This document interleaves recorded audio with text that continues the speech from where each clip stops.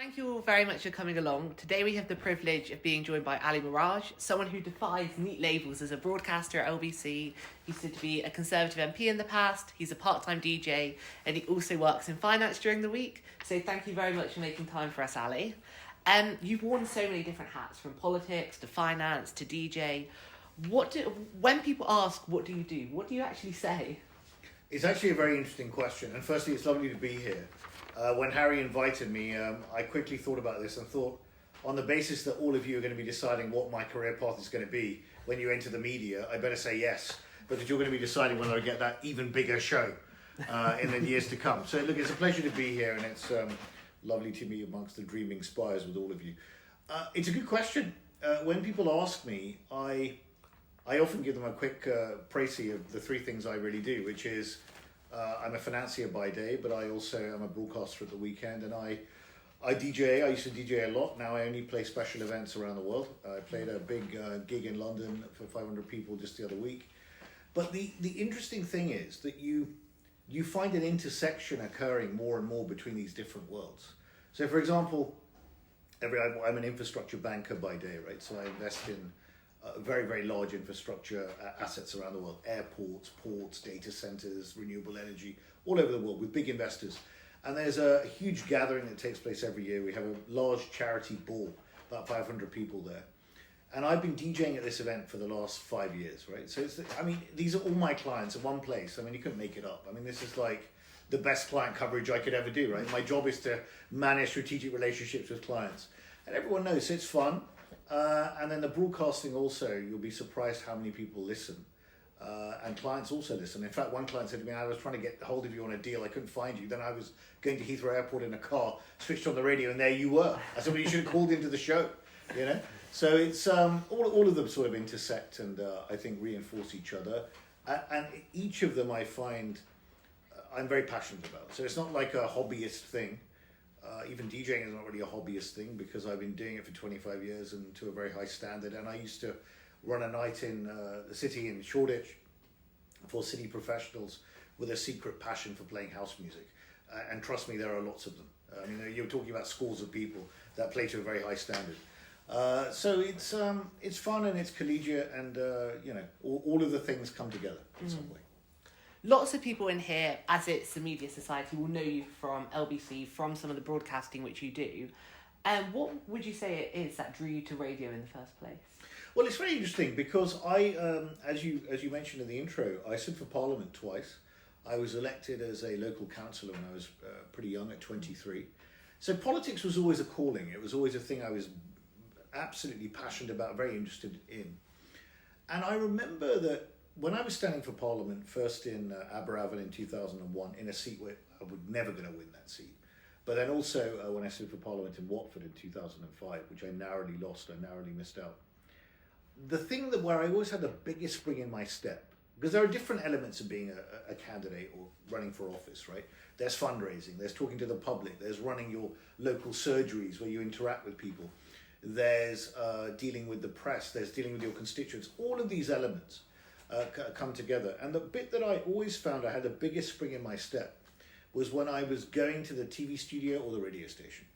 Because you're kind of getting ready for a battle. You're getting ready to be absolutely grilled or quizzed and up against your political opponents. And I enjoyed the cut and thrust of debate, both on TV and radio. So that was what initially exposed me to it, to be fair. And then I was involved in politics for a long time, and then I took a step back from it in 2007, and then was doing other things. I was always doing my main career in the city as well.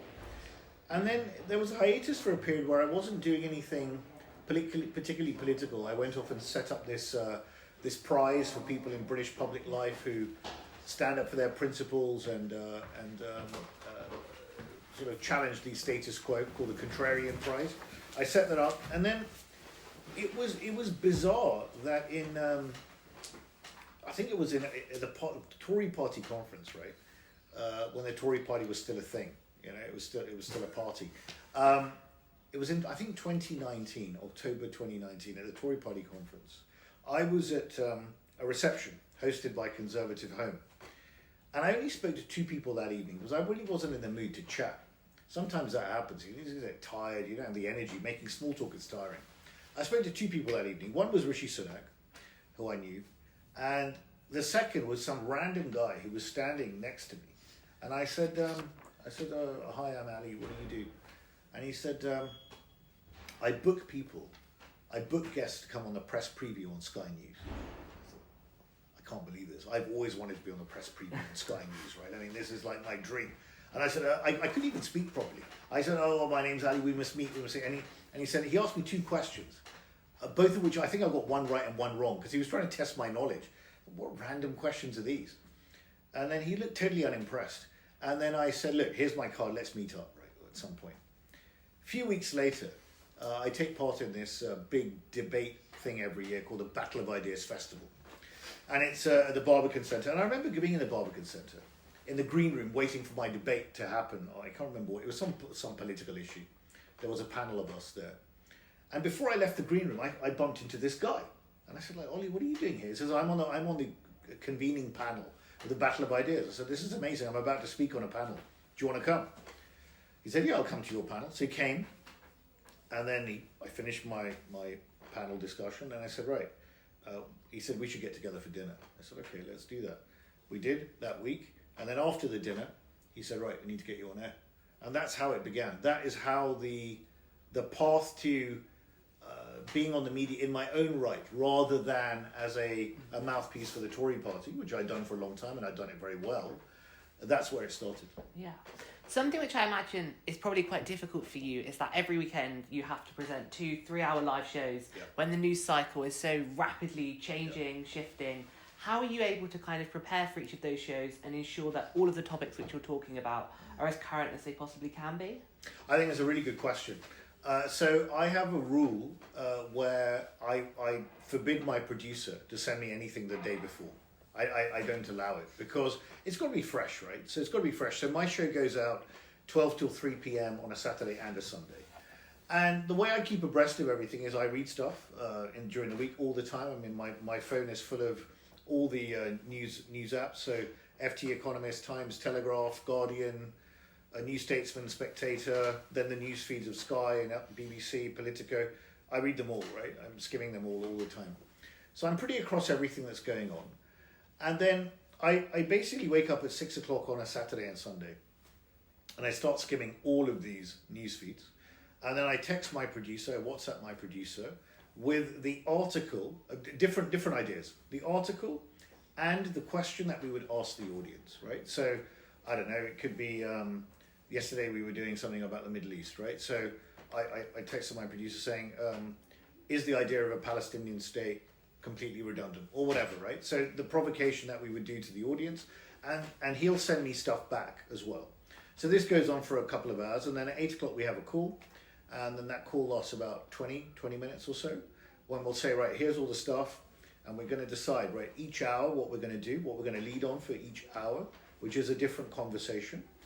Because normally the way we do it is we set it up either with, we interview someone, which I'll take it to 1:15 the hour. We go to a break, and then for the next 45 minutes, it's a live discussion with people calling in from all over the place, including overseas.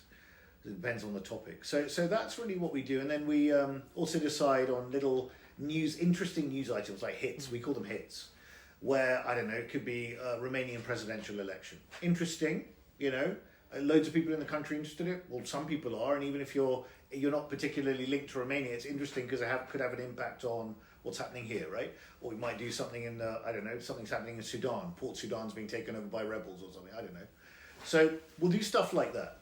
And what we'll do is we'll very quickly decide, and I will give a lot of direction on this and say, look, okay, out of all this stuff we've got, all these ideas, I'm feeling these ideas most strongly. Bang, bang, bang. So we're going to go first hour this, second hour this, third hour this, couple of hits here and there. And then I'll be very directional, and I'll say, depending on the topics, I want you to book me X, Y, Z guest, or I don't think a guest is going to add anything on this because I know more than the guest. I'm going to do it myself on monologues, right? So, for example, the other day we were like, there was a thing that came up. India, Pakistan were having a skirmish, right? And I was like, okay, this is very interesting. It's geopolitical. There's a lot of geopolitics going on. how do we bring this into an audience in the UK, right? Relevant audience in the UK. There's lots of Indians and Pakistanis here, but how do you bring it broader to a broader audience?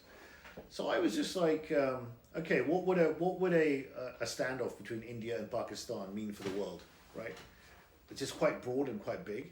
And I'm thinking, like, I know this stuff inside out, right? I've done two dissertations on this stuff. I don't really need, and no one's going to add anything. I'll do it myself. So we did that, and anything political, I mean, is bread and butter for me. So I will never really have a political journalist on, only in exceptional circumstances. Political journalists won't know any more than I will, really. Unless it's someone who's in a particular region and is reporting live from somewhere, like, yesterday we had someone from Tel Aviv. That's a bit different, but generally speaking, I won't. Unless it's a topic of great, something specific, when I'll get an expert on, maybe from Chatham House or something, like that. So that's how we keep it current and fresh. So it's all done on the day, and then it's about who we can get on the day, who I've asked for.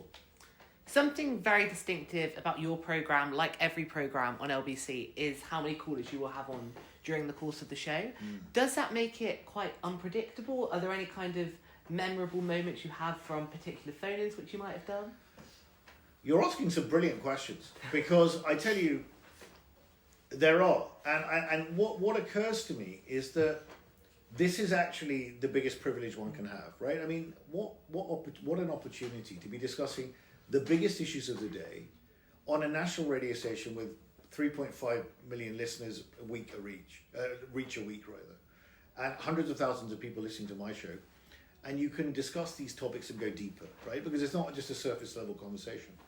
So we have a range of callers, and it's very interesting when you're tapping into new audiences and you get new callers. So there's completely random things. So we did one thing a few weeks ago on this whole concept of Sephora kids. Have you heard about this concept? No, nor had I. So these are children, okay, who go to Sephora, which is this cosmetics shop, to go and buy cosmetics, right? These are 9-year-olds, 10-year-olds, whatever, buying blushes and lip gloss and God knows whatever, right? This is a serious thing. And they're being encouraged by their parents in some cases for doing this and putting it all on social media. So I find this a bit odd. So I asked a question. I wanted to ask a question to the audience, right? Because I'm here to learn. So some things I know inside out: politics, geopolitics, international affairs, domestic politics is bread and butter, right? For me. Makeup, maybe not, right? So so I thought, okay, I want to learn about this. So I put a question to the audience: what should children's relationship with makeup be? And so we're getting calls in from like all new callers who've never tapped in before, including one lady who called in. I said, Ali, my 9-year-old daughter is here and she uses makeup and she'd like to speak to you. She came on the phone. I said, good afternoon, what would you like to say? And she said, I use makeup. I said, why is that? And she said, because I want to be cool. And I said, cool for who? And she said, cool for the people at school, I want to fit in, people are using it. And I said, what does that give you? And she gives me a sense of belonging and this. And it was like a fascinating conversation. And the mother was resigned to it, right?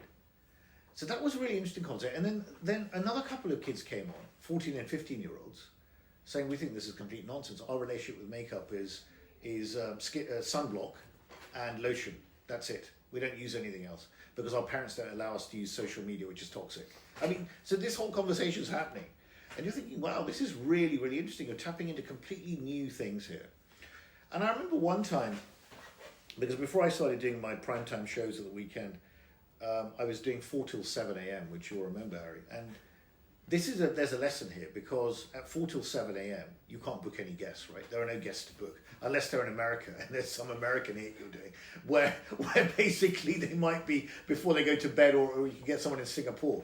But there's no one you're going to get to interview on a British story at that time, so you're on your own. And the interesting thing was that I remember one time my producer sent me an article about Sir Alex Ferguson losing his wife, okay? I'm thinking, okay, like world famous, Manchester United football manager loses his wife. Why are you sending me this? So I asked him, like, why are you sending me this? And he said, because I thought we could do an hour on grief. I thought, gosh, that's a bit heavy, said, do you think it's going to work? He said, I think it might do. We could give it a try. So we did. So at 5 a.m., we had this thing about grief, right? And you have to, I'm not sort of the kind of guy who lets it all hang out necessarily, right? Because, you know, it's not all about me. But occasionally on something like that, you have to give to get, right? So I talked about losing my father when I was quite young. I also talked about losing one of my closest friends in the MH17 plane attack, which we think it was Russian dissidents. No one will ever know exactly. But her plane got shot out of the sky with her whole family. They were going on a holiday to Malaysia, and that was very tragic, a real tragedy. So sort of said all this stuff. And I remember at the funeral they played, the coffins were coming into to this massive cathedral in the Netherlands where they were from. And they played Ed Sheeran, I See Fire, right, from The Hobbit. If you listen to the words of that, it's very, very powerful. And then just bear in mind, this is 5 a.m., right, on a Saturday morning. And we're letting this go, and by 1:15 the hour, there was a full board of calls. And this full board of calls lasted for 2 hours. I mean, it was the most, I mean, it was a heavy listen, right? It was not easy. It was a heavy listen, but it was one of the most memorable moments of radio that I've ever done. And another memorable moment of radio that I've done was when Evgeny Prigozhin, this Russian guy who was head of the Wagner Group, was about to march on Moscow. We were doing a final hour. I was sitting in for someone on I think for Ian Dell on a Thursday evening, I think it was. And it was coming up to 9 o'clock. In the last hour, we're going to do something about mental health, right? So mental health issue. And we were talking about mental health, and I'd done my talk up and stuff. And then we're getting to the 1:15 of the hour, and my producer says in my ear, Ali, you're looking at the news wires. And I was looking at Sky and BBC, we have it in the studio. And it said, Prigozhin's marching on Moscow. He said, Ali, I think we're going to have to do this, breaking. Are you okay to run with this? I said, yeah, I was born to run with this, man. Let's go. And so then after the break, we come back and then have a 45-minute conversation with like rolling guests on Evgeny Prigozhin, right? I mean, 1 minute you're doing one thing, the next minute you just chuck it up and just go with it. So you have to be very flexible, but that's how we keep things current.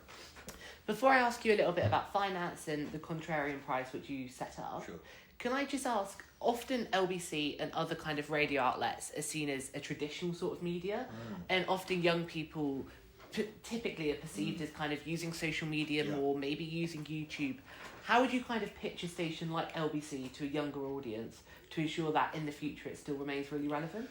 Yeah, I think it's an important one because it's something that we think about a lot, and I think that they do put clips out on social media on all the platforms, Instagram and YouTube, but also X. So they do that, and also Blue Sky now as well. I think it's really important. I mean, I'm encouraged that when you're putting it out there, you're covering stuff that's really interesting to people. People will call in. I have younger callers calling me as well. There are certain items and issues where they're more likely to call in. For example, university tuition fees or the university system or how it's working, that kind of thing. But not only. But I think it's important. I think it's how we engage with them, and I think that that's the medium. But I think it's also making stuff interesting, because it's not only people who are going to be listening to this in their mid-30s upwards, right? You've got to try and tap in. So, Harry, I'm encouraging you listen. There are other people who listen, right? We've got 9-year-old kids listening on makeup. We've got, so it depends on what you're tapping into. And I also think a lot of people, particularly people who listen to me, are on a Saturday, Sunday, what are they doing? They're ferrying their kids to rugby or cricket or whatever they're doing. Their kids are listening to this in the car with their parents, right? So this is the thing. So you actually, if you can tap in with interesting topics that appeal to a broad range of people, then I think, and if the content's engaging and compelling, I think that the audience will take care of itself. Yeah. Or at least that's my hope. Kind of changing tack a little bit now. I'd really like to ask about kind of how did you get involved in finance? How did you kind of get involved with that side of your life? And how do you kind of balance that with doing broadcasting at the weekend as well? Well, look, I ran international relations at university. I was at the LSE, and I'm very passionate about geopolitics and international affairs. So, look, finance, I wanted to get a credibility stamp on my CV, right? So I became a chartered accountant. I remember telling my tutor at the LSE that I was going to go and join Price Waterhouse. And he went, oh, what a waste of a talent, right? And I said, yeah, all right, fair enough. He's making a good point, but bread on the table is quite important, right? And I think bread on the table is actually underrated. So there are two things you can do in your life. One thing you can do where you say, okay, I'm going to pursue my ultimate passion from day one and just go for it, right? And, depending on what you're doing, you might make a lot of money, you might not, right? Because you have to live, and London's an expensive place. It depends what you want to do, right? But you've got to have a personal conversation with yourself about what's important to you in life. And I knew that, look, accountancy I had no real interest in, other than it was a very credible thing to do, and you learn a lot about business, and it would lead somewhere. I wanted to end up in the city. So I had a passion for the city and for banking, and I knew I would end up there eventually. So I did my chartered accountancy, and I had a full head of hair before I started, and it all fell out during the process due to the stress, right? But I learned a hell of a lot by doing this.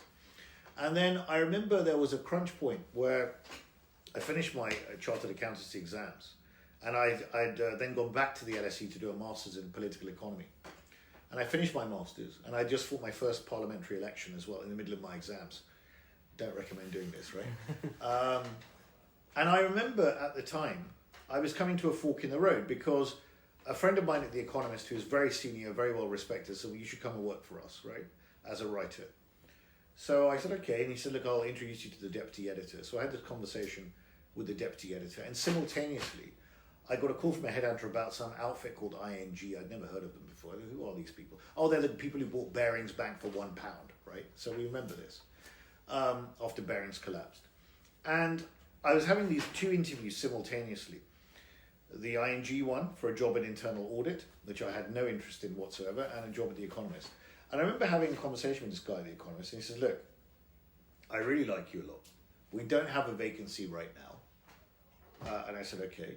I said, I'm in this conversation with ING about some audit thing. He said, go and do it, it's fine. You can always come to do this later, we'll be in touch.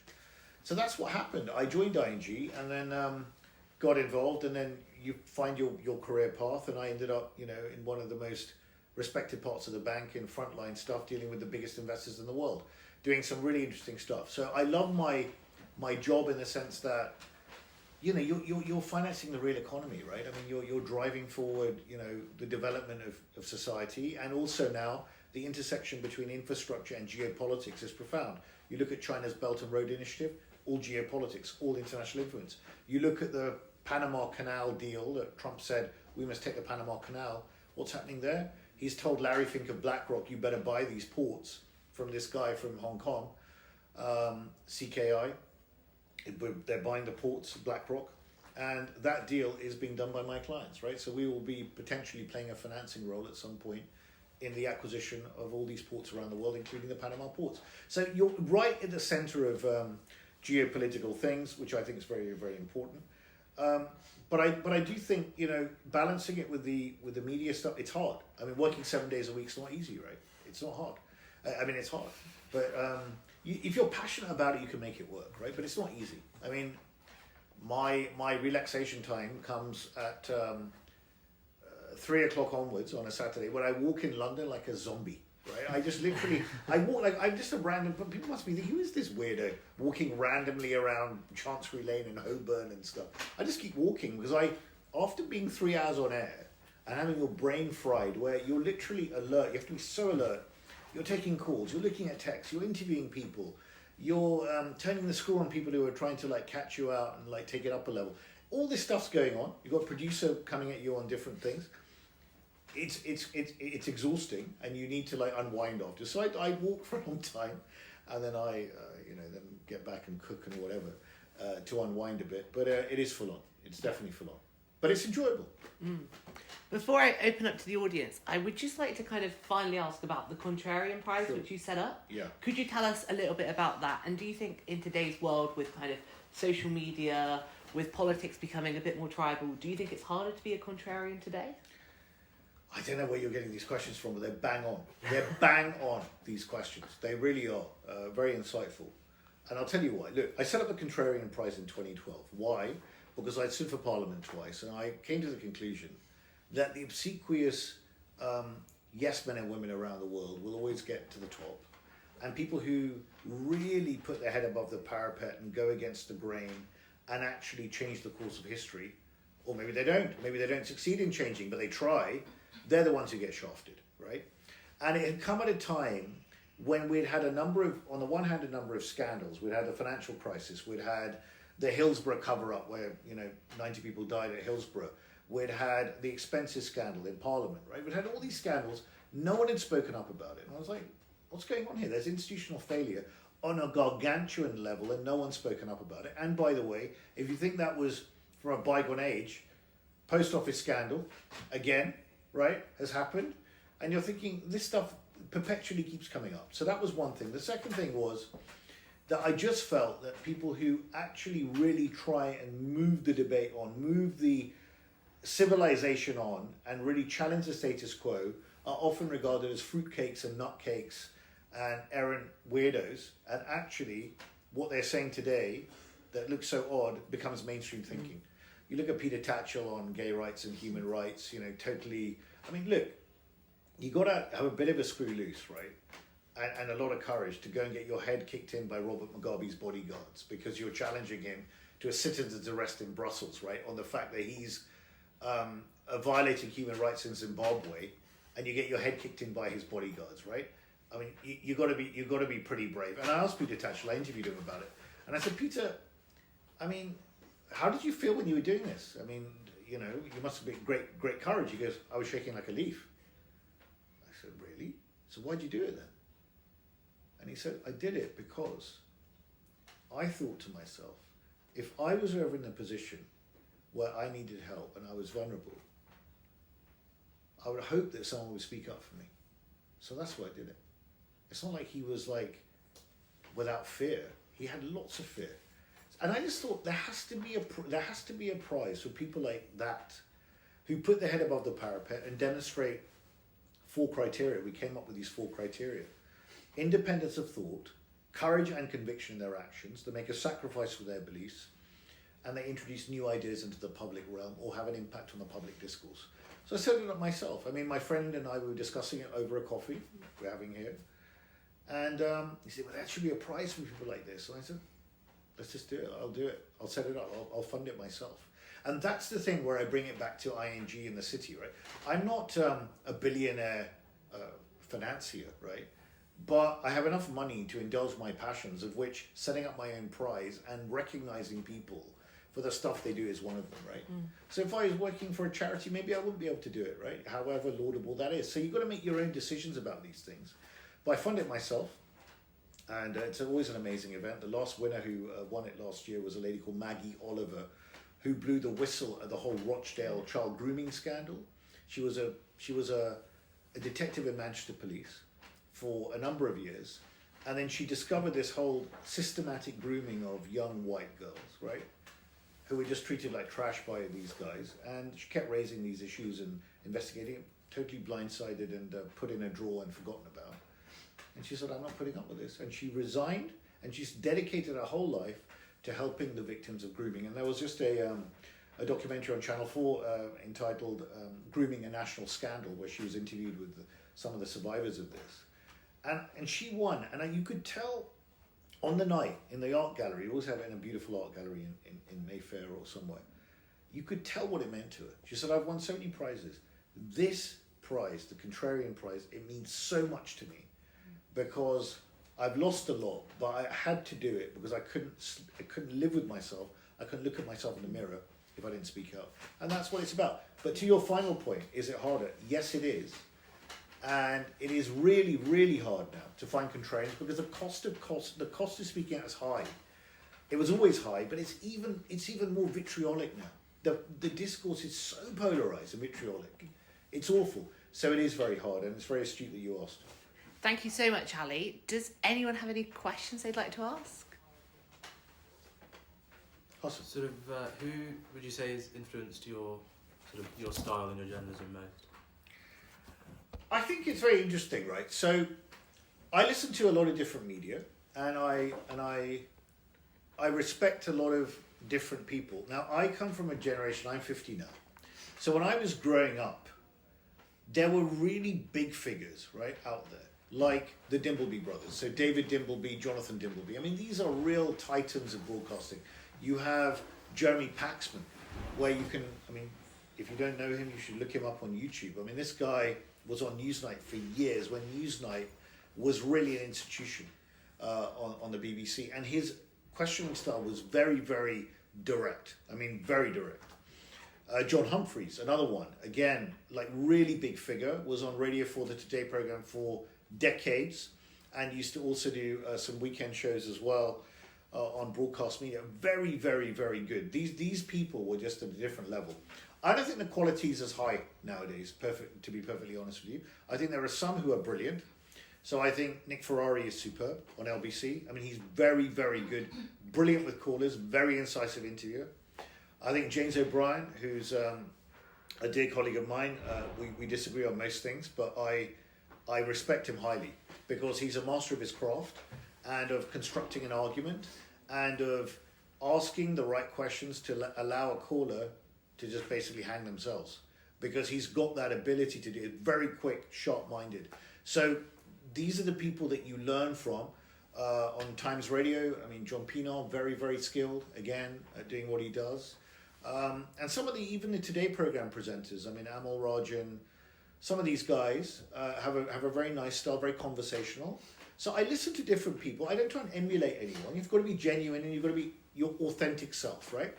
But I listen and I learn and I take bits and pieces, and I also sometimes listen back to my own shows to see how could have I improved, and I listen to people, some feedback. My sister said to me the other week, I was doing a thing about why people use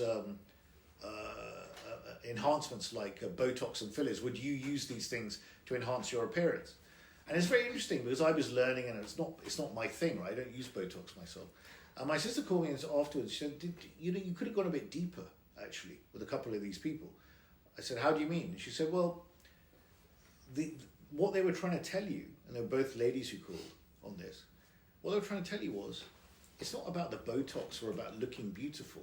It's about trying to reconnect with their old self after they've had kids or their life has been really hard and they don't recognize themselves. It's trying to reconnect with something for the past.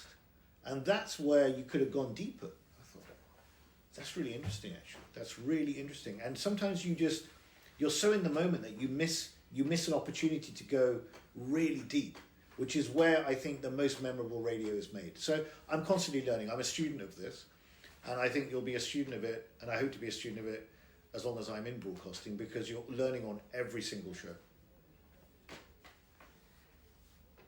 Can I just ask, it's quite, so you talk a lot about kind of being very interested in the news, following kind of loads of different news sites during the week. Yeah. And that probably broadcasting on the weekend is kind of that little bit of politics you have in your week, which you enjoy. I know your colleague Ian Dale, at the last general election, he kind of toyed with the idea of maybe running to be an MP. He said he really enjoyed being on LBC, but at the same time wanted to perhaps have another go at trying to get into Parliament. Yeah. Is that something you'd fancy or not really? I think, look, my sense is, you can never say never. My sense is that my period in politics is over. I care a lot about good governance, public policy, and big issues, right? So as a broadcaster, you're not on the pitch. You're not on the pitch trying to score a goal. You are holding the players and the protagonists to account. That's your role. Your role is different. But also on LBC in particular, and this differs from other stations because of what we are, we're a talk radio station. You're not a protagonist putting the ball in the back of the net, but what you are is you're influencing the opinions of the public, potentially, and also some key opinion formers. So you're helping to shape opinion and to make people think about things in a slightly different way. That's what I think the role of the broadcaster, like on LBC, is. So never say never. I care deeply about politics. I deeply care about the governance of this country. I think it's generally woeful. And that's not because people don't try. I genuinely think the Labour government is doing its best. I mean, they're not bad people. They're genuine people trying to do their best. I think the quality of politicians has gone down. And I think it's gone down for a couple of reasons. One is that politics over the last 20, 25 years has become more of a vocation, right? So this started under Blair with the Miliband brothers, David Miliband, Ed Miliband and others, not just them, but others, then Cameron and Osborne. These guys all came from the same thing, where effectively they came out of an Oxford College, the rarefied place, right? Having read probably PPE, not exclusively, but probably. It's a great degree, by the way. And then they went straight into the research department of their party and worked their way up to basically get a safe seat, right? Now, the problem with that is that you don't really know much about the outside world in the true sense, right? You haven't really done anything with your life other than look at politics as a professional career, which is sad in a way. And Peter Oborn wrote a book entitled The Triumph of the Political Class about this, where you're so focused on that, it becomes a career rather than something you come to later to give back, right? So I think that's a little bit of a thing. So if I was running things, I would say, look, you can't come into politics below the age of 30. Go and do something else, and preferably do it outside the Westminster bubble and outside the media if you can, right? Go and do something else, and then come into this world, because you've got so much more to give. And I think the second thing is that I'm also a great believer, and this is why, again, I think politics is not in a great shape, is look, if you want to be a broadcast journalist, right, on one of the biggest radio stations in the country on prime time, which is what I am, right, thankfully, you have to do your apprenticeship, right? So when I started, I was doing all sorts of things like 6 a.m. on a Sunday on Times Radio, right? Like talk radio rather. Then I did Times Radio. I was doing all sorts of things at all hours of the night and day. And when I started at LBC, I started on the 21st of December, 1 till 4 a.m., right? And I did 4 till 7 a.m. Saturday and Sunday for probably 11 months. Now think about it conceptually. You're working all week, hardcore city job, right? Global job, like not a joke. And you're going to bed at like 10:30 on a Friday night after doing all these deals all week. 10:30 on a Friday night, waking up at 1:30 in the morning, taking the night tube to get to Leicester Square for 2:30 a.m. and you're on air at 4, and you've got no one you can interview apart from yourself. That's it. You and your callers. That's it for 3 hours. Why am I telling you this? Because doing your apprenticeship is really, really important. Just like when I stood for Parliament, I fought a seat I could not win in Wales. Why? Because when you're standing on a milk crate in the middle of Aberabon Town Centre without a megaphone, because the megaphone's being used by the marginal seat down the road, you've got no one else to rely on but yourself, and you're trying to beat Captain Beanie, who's coming with you in a cape, handing out baked beans to like voters, saying, "Vote for me, I'm Captain Beanie," right? And you're at the camp with your mother, and she's saying, "For heaven's sake, please beat Captain Beanie. This is going to be embarrassing if you can't keep your deposit. And you're defeated by a guy in a cape." I mean, seriously. So you've got to learn your craft, right? And the problem is, too many politicians now come out of their things, go straight into safe seats, and have not been tested. So the only time they're being tested, and this is something that Rishi suffered as well. Rishi's a very clever guy, extremely capable guy, very smart, went straight from working for a hedge fund straight into one of the safest seats in the country. And then before long, in the cabinet, one of the most difficult jobs, and then Prime Minister. It's like, he's got the ability, but it came too quickly. And if you don't do your apprenticeship, it's going to be much, much harder later on. So I'm a big believer in that. You don't appoint a first-year medical student to perform open heart surgery. You should not appoint someone who's had no experience at the grassroots level and lost to become Prime Minister or Cabinet Minister, in my view. Something very interesting you kind of mentioned at the start of your answer there was the idea that a broadcaster should be trying to kind of influence and shape public opinion, engaging with the public. Obviously, during the week you work in finance, you work in banking. How well do you think we as a country cover kind of economic stories? How well do you think the public actually understand those stories? Do we kind of pitch it at the right level? Look, again, I think genuinely, I don't think we do. And in fact, on Saturday, it was very interesting, because on Saturday, there was a big story on the front page, I think, of the Telegraph, that the ISA allowance, right, the savings allowance, is potentially going to be reduced from 20,000, the cash savings allowance, from 20,000 to 4,000 by Rachel Reeves. Why? Because she wants to encourage people to not save money in cash tax-free, but to go and redeploy that in stocks and shares in the stock market, okay? Now I thought this is very interesting, because it's not as if like the threshold's always been 20,000. I mean, it was lower before, right? It was increased by the Tories. Okay, you can have a debate about it. I thought this is interesting. So now Rachel Reeves' Chancellor is going to be dictating to individuals, that they should be encouraged to go and spend their money in the stock market, number one, is that the real reason, or is it actually that a lot of people are not going to be saving that money in the stock market? They're just going to save it in a savings account, which is going to be subject to tax. So it's a tax grab by the Chancellor, right? So we had this whole debate, and we had this conversation, full board. And my producer and my editor was also like, Ali, if this doesn't work, we can do something on Ukraine or something. I said, I've got this, guys. Relax. Right? Come on. We had Claire Barrett from the FT, excellent consumer editor. We didn't really need it because I could have done it myself, but she did. She's very good, right? Consumer angle, and she gave a nice intro. Full board for an hour. I mean, loads of people have got ISAs, and if you don't have an ISA, you might want to have an ISA, and you're thinking, well, what's going on? And some people think, okay, it's a good thing. I can learn about stocks and shares. Other people think, keep your grubby hands off my money, So it was, but I think to your point, we don't do it enough. And I think we need to, because we should all know about the economy. We should all know about business. We should all have an interest in this stuff. That's why I've begun to, on my shows, very subtly bring in infrastructure into my shows sometimes. So I interviewed someone who was a data center expert, right, for an hour. It's like, data centers, public data center, what the hell? I said, listen, if you're interested in AI, you're interested in the future, you need to know about data centers. This is the big thing.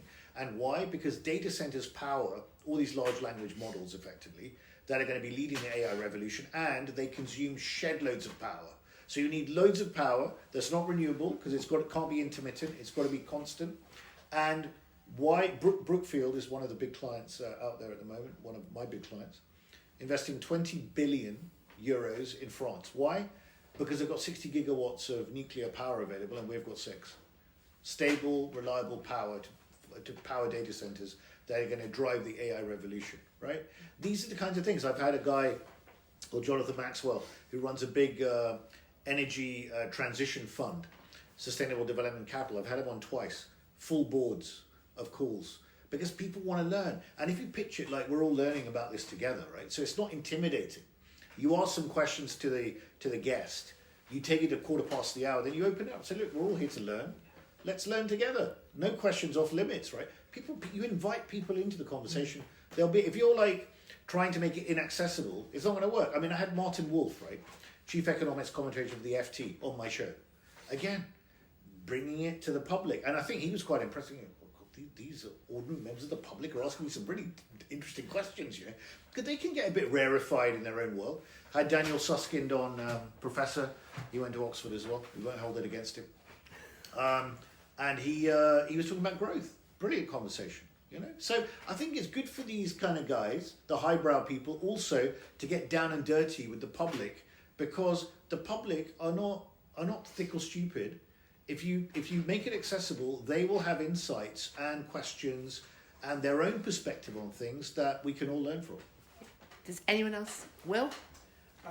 Yeah, I have a question about the medium of call-in radio, and you mentioned James O'Brien and some of the other hosts on LBC, and I think it's a very interesting medium because there is a fundamental power imbalance in the setup. Because one, you're in the studios, you're also in control, and you're in control of when they come out. And also, obviously, you're a journalist and you're very informed, and often people calling in stressed elderly people who just have listening reading too much of the Telegraph, etc. Yeah. And I think often you said that James O'Brien, for example, very good at setting up the rope so that his callers can hang themselves. But how do you make the medium of call-in radio more accessible and welcoming and less sort of hostile and disputation? Look, my view is very simple. I make a distinction in my own mind between competence and non-competence, right? If I'm interviewing a politician or someone from Just Stop Oil, they're a competent, right? So if you're going to come on my show, you better know what you're talking about, because I'm going to take it up a notch, right, and turn the screw. If you're a non-competent, you're an ordinary member of the public, I'm going to treat you very civilly and very politely, whether you agree with my monologue or not, because I'm not here to just satisfy myself and have people who agree with me call in. The idea is to have a respectful discourse with people. So I'm very respectful of everyone. I never use the mute button on anyone. I don't even control, much to the annoyance of my producers, I don't control my faders. I say, you control them, guys. I'm here to talk. I'm not here to control faders. Want to control faders, I'll go to a nightclub and DJ, right? I'm not doing faders. Okay, you do it. So I didn't mess around with my faders. I talk to people, I listen to them, and most of the time, I tell you, 98% of the time, people just want to have their say. They want to engage in a decent conversation with you. They've got a perspective. They're all different, right? You might have someone who's super knowledgeable about the specific topic. You might not have someone who's knowledgeable, but want to share their view and have got a concern on their mind. And I think it should be open for everyone. So the idea is not to be intimidating, but then my philosophy is this: if someone comes on and then they want to take it up a gear, right? And they want to, as I would say, if they want to dance, we'll dance, right? So if someone coming on the thing and saying, Ali, you're Islamophobic, blah blah blah. I go, what's Islamophobia? I go, you know what it is. This is ridiculous. You're this, you're that. You're a liar. And I think, listen, let's just take it down a gear, otherwise I'll cut you off, right? So let's just be sensible. Then I'm going to go, you want to dance, we'll dance, right? So that's fine. But most of the time, it's always very respectful and welcoming, and that's the idea, right? And sometimes, occasionally, we need to take it up a gear just to say, look, calm down, right? Be respectful. It can get quite heated at times on certain things, but that's okay sometimes. But you've always got to be ready, like, look, let's be respectful. You want to take it up, we're going to turn the screw. That's what's going to happen, but it's okay. And it makes it, sometimes it makes people perk up if they're doing their washing or something. What's going on here, right? You know, but it's not designed to be deliberately combative. I mean, my monologues are pretty in your face, right?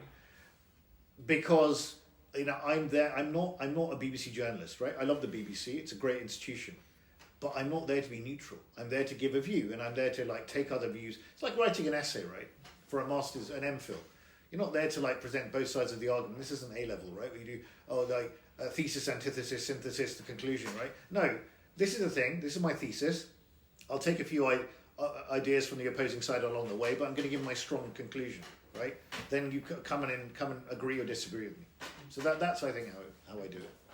Christina? My question I think is slightly related to Will's, but is there a way in which what makes for good quality broadcast journalism, journalism that's informative and kind of socially productive, does that ever come apart from journalism and broadcast that people want to listen to? So is there almost a conflict of interest between keeping the audience engaged and being kind of a responsible journalist? I think that's a really interesting question, and the balance needs to be struck, because I do regard my job as to share with people, to inform people about certain things that they might not be so aware of, to inform them, but also to engage with them in a conversation, right? And it's a difficult balance to strike. I mean, the idea is that you invite in different perspectives, you balance them, you make it accessible, and you're not trying to intimidate people with stuff. But I think that there are spaces where you can take people to a new direction. So, for example, China. So one of the preeminent authorities in the world on China is Ron Amitter, right? Oxford guy. I think he was at Cambridge. I'm not sure if he studied Oxford or Cambridge, but he came to Oxford. He was at Oxford. Now he's, I think he's still here. Amazing guy. I've had him on my show a couple of times. In fact, I had him on for 1 hour on China, right? Now, this is quite intimidating for a lot of people, right? If you're not an expert on China, it's like, am I going to call on China? And even my senior management sometimes get worried that, it's a big ask, to get people to call on China or something, right? But they don't know about. If you have a really intelligent conversation with the person, you're not talking down to anyone, you're having a conversation with the guest, and you say, right, will you stay with me for an hour now? Because we're going to open up to the calls. Let's all learn about this topic together, right? So you're educating people through the questions they're asking, because everyone's got questions about stuff. I mean, who would not have a question about China, about ambition, about geopolitics, about all of it? I mean, and if we don't have, we should have, right? And no question, if no question is regarded out as silly or foolish, people are fine, right, in my view. So India, Pakistan, again, almost a full board on India, Pakistan. I mean, who knows about this, right, day to day? So I think I always regard, if there's an opportunity to do something a bit different and push the conversation, right?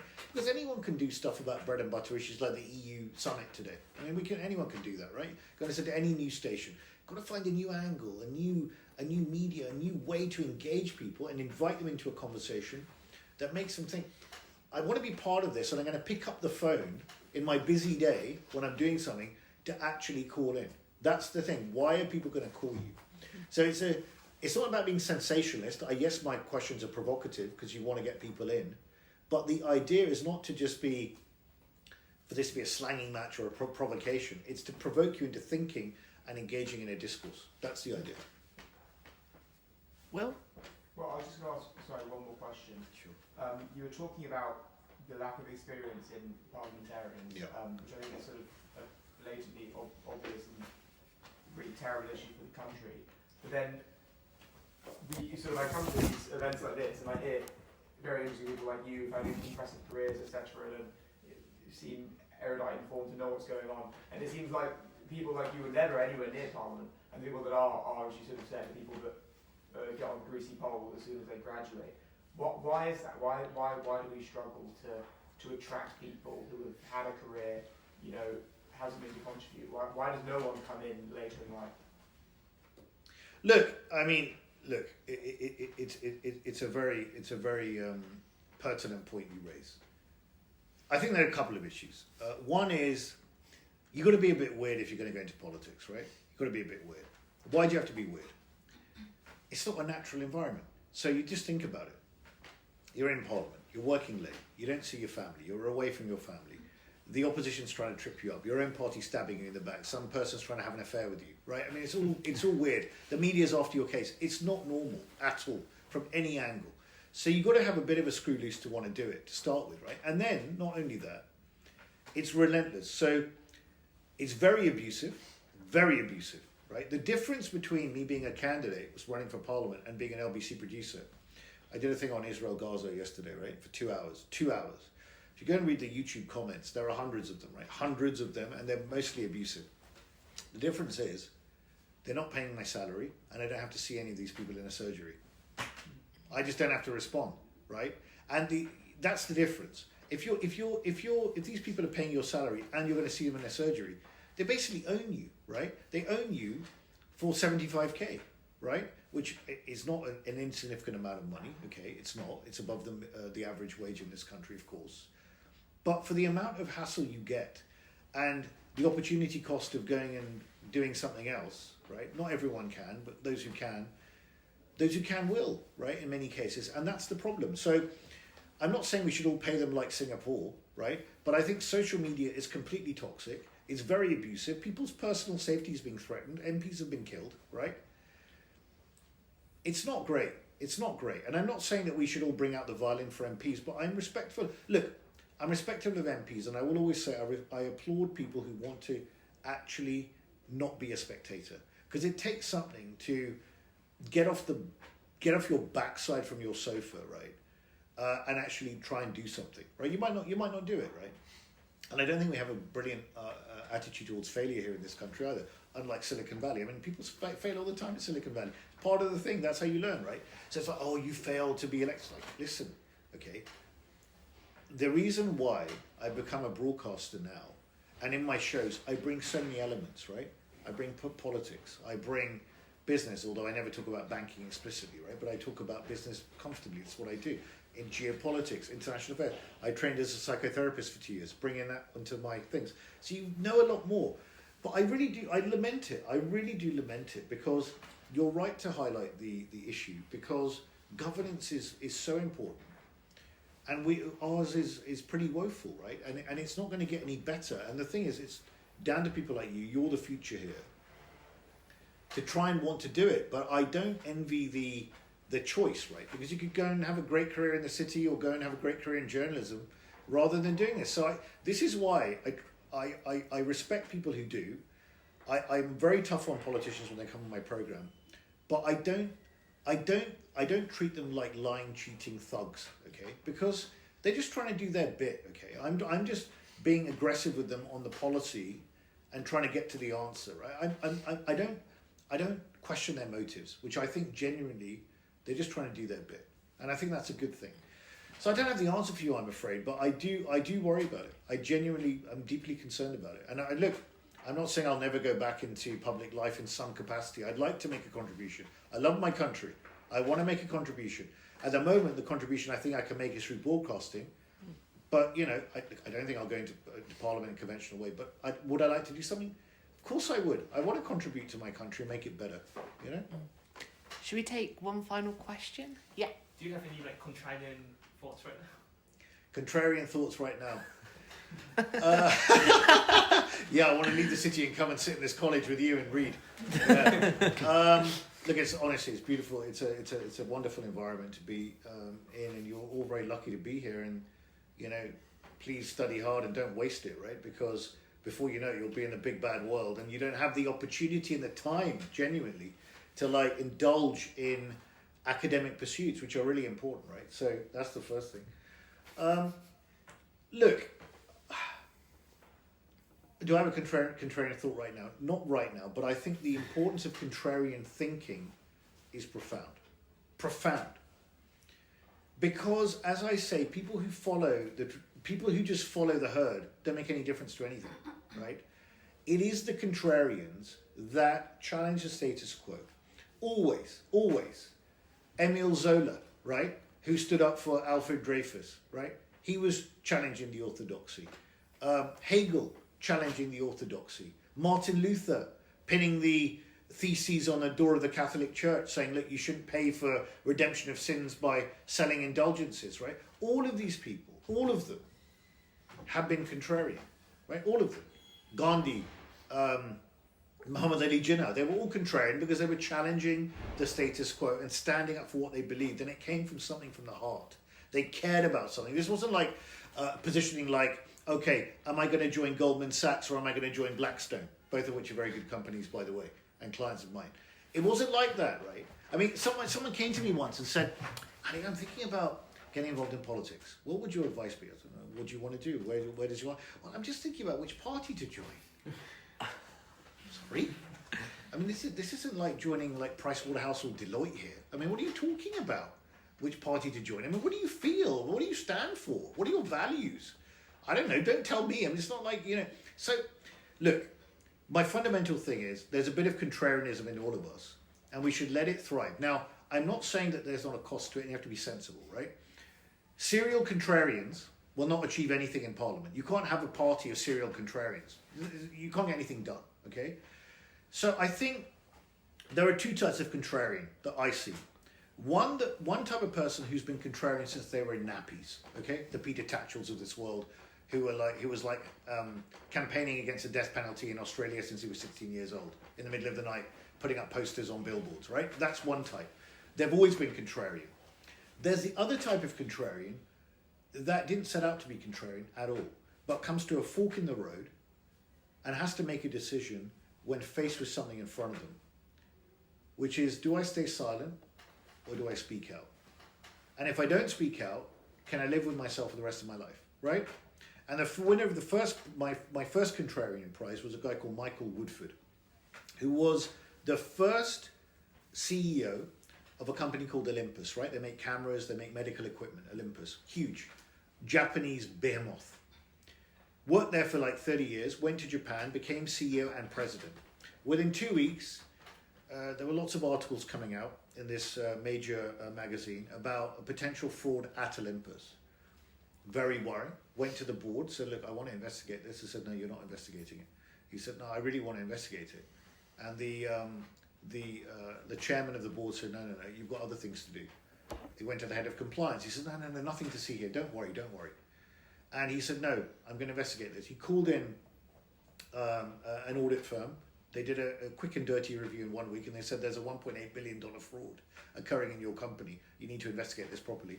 Wrote 5 letters to the board. They called him in, they fired him, and they said, give us your mobile phone. And he said, you're going to have to rip it off me, right? And he left fearing for his life because he thought the Yakuza was going to kill him, the Japanese mafia. Went to a meeting in a cafe with an FT journalist that very day when he got fired. And he gave him a file and he said, what do you want me to do with this, Michael? He said, get it on the front page by the time I land in London. There's been a massive fraud at my company and I'm leaving now fearing for my life. And that's what happened. And literally 12 hours later, landed in London. It was all over the news. Lost his job and did the right thing and will never regret it. And he spent the rest of his life dedicated to advocating the cause of not only whistleblowing, but also road safety, which he's very passionate about, right? He's got millions in the bank. He could have kept his mouth shut and earned more millions, but he didn't. So, you know, he changed the course of history of that in terms of standing up. Other people have done it in many other ways. So I think we should think about that. But there is a cost, and it's not for everyone, but we should think about it in whatever way we can. Thank you so much. Can we have a huge round of applause for Ali?